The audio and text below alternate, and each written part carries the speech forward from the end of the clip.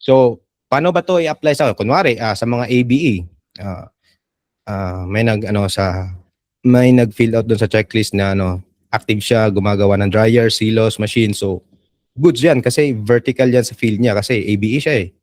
Then sa mga mechanical naman, pwede kayong or yung niche nyo or yung expertise nyo focus sa fabrication parts, all about kahit na anong ma-imagine nyo. Kunwari sa automotive or kahit anong industries. So, ang last part na naman talaga ng gagawin ng mga designs is dapat makaproduce tayo ng fabrication drawing. So, pwede kayo mag-focus dito.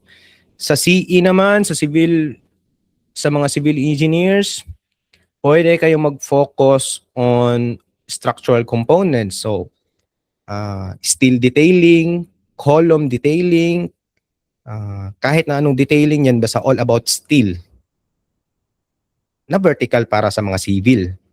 Okay?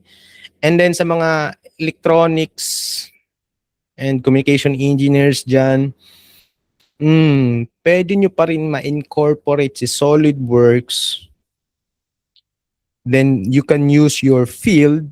For example, di ba may mga sa mga imagine na lang natin yung mga maliliit na electronic components. For example, ganito kalaking mga machine.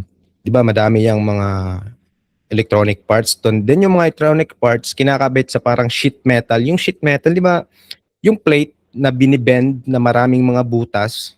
Kasi dumaan yan sa feed ko eh. May mga job offers na ang lalaki talaga ng offer. Tapos ang hinahanap nila yung may background about electronics plus may skills in mayroong skills sa SolidWorks. So parang combination siya.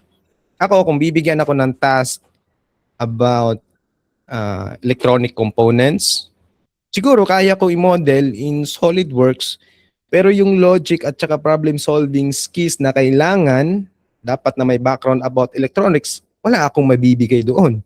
Kasi I'm an agriculture and base systems engineer, so hindi ko siya itong about sa mga enclosures ng electronic components, hindi ko finocus kasi hindi diyan yung strength ko. Yung strength ko is agricultural machineries. So, combine yung engineering knowledge at saka SolidWorks. Ang laki talagang impact niyan.